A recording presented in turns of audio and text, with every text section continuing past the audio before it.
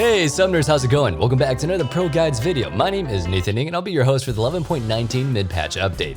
If you're unfamiliar with this series, we run it back and talk about the new balance changes from the patch and also provide you guys with the updated tier list based on new data as well as insight from our high elo analyst team. Hit that sub button and let's go ahead and jump right into the video. Like always, we'll begin with the top lane. First, we'll follow up on Kennen, who was nerfed this patch. His Q's damage was slightly reduced and it actually impacted him significantly, lowering his win rates in both the top and mid lane by about 1%. While he was a contender for the S tier spot before, he now comfortably belongs in the A tier, or possibly even very high B tier. He's still safe, but not as impressive of a pick as before. Aatrox is next, and his W's cooldown was reduced significantly. This has made him much more forgiving to play and also much more impressive to play against when he's ahead. His win rate is up about 0.5%, and since he was on the border of the S tier, he's been moved up in this update.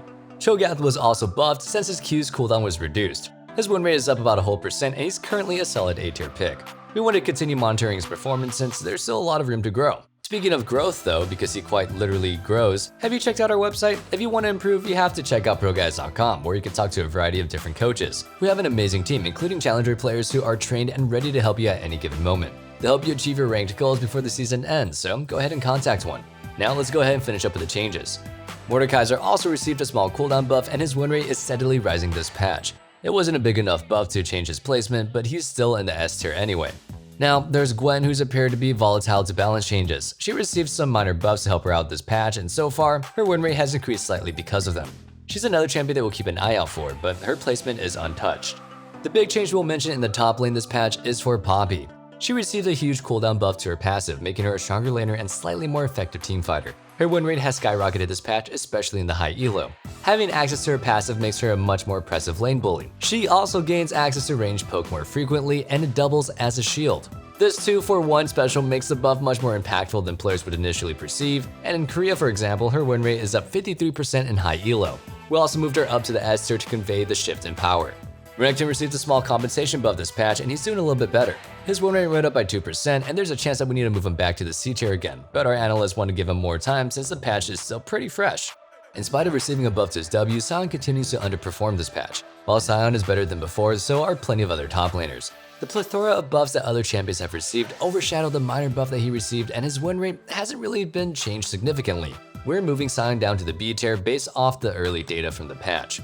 While the rest of the tier list remains the same, know that the OP tier will likely see some big changes soon.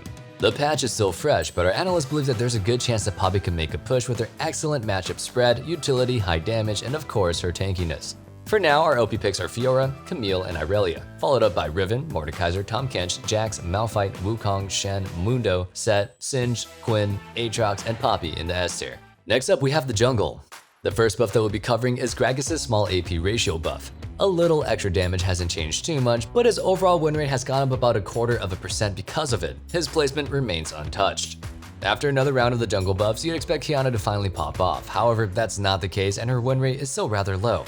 Sitting at 44% right now, we'll be leaving her in the D tier, but continue to keep an eye on her.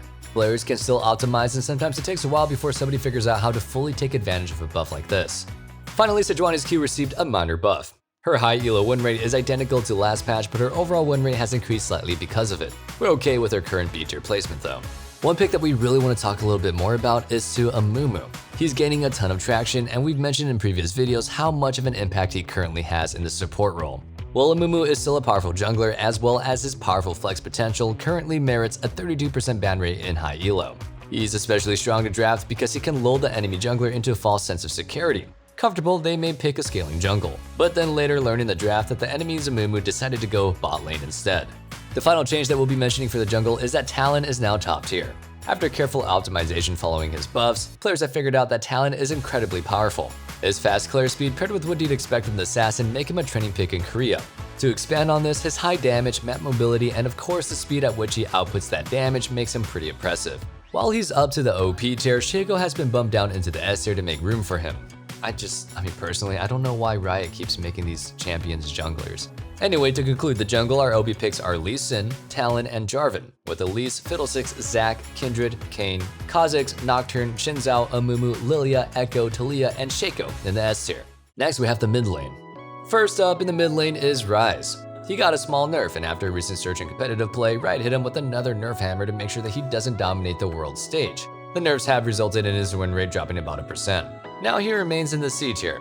Before we move forward, let me ask you the question of the day. If you could rework a single ability in the game, which one would you choose and why? Honestly, I would take out Ukshin's passive where he just revives people. I think his kit is strong enough, and he's a really fun champion. I think balancing around the revive is a little bit weird. Also, it's like super overloaded for no reason. Anyway, let me know your answers in the comments down below. And let's go ahead and move forward.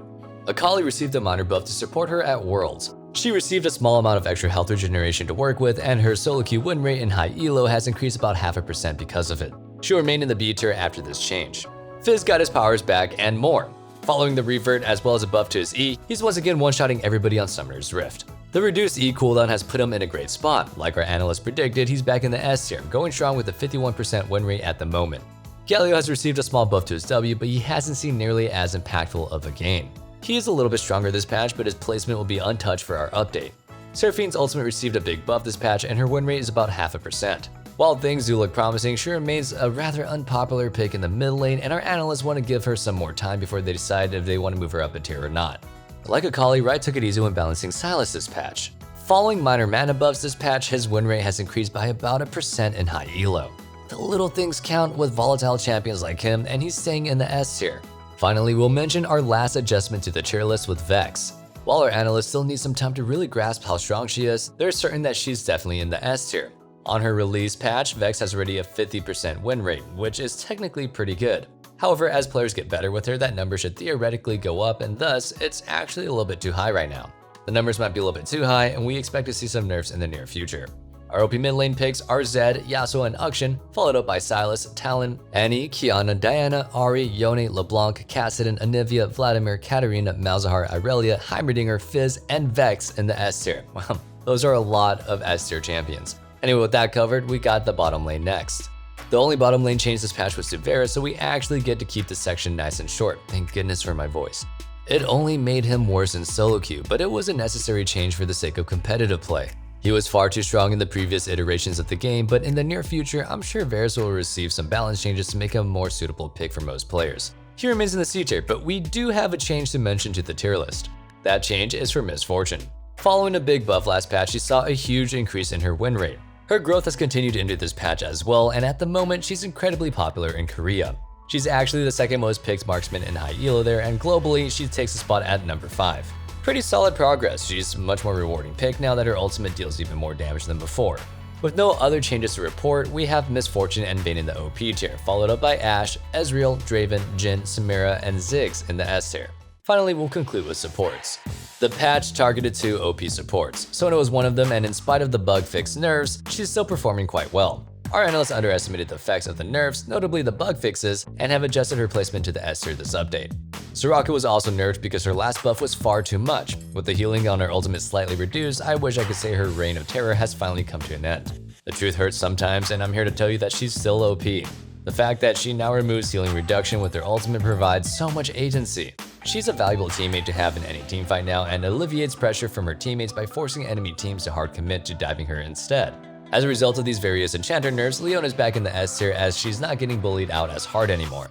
It's still insane to me, but we live in a world where a Mumu support is actually OP right now. In high elo, his win rate sits below 53%, and he's actually more popular in what's supposed to be an off role right now. To wrap things up, our OP picks this patch are Mumu and Soraka, followed up by Blitzcrank, Thresh, Morgana, Maokai, Zara, Yumi, Nami, Lulu, Sona, and Leona. That concludes our 11.19 mid-patch update. I hope you guys all enjoyed it, and let me know what you guys thought in the comments down below.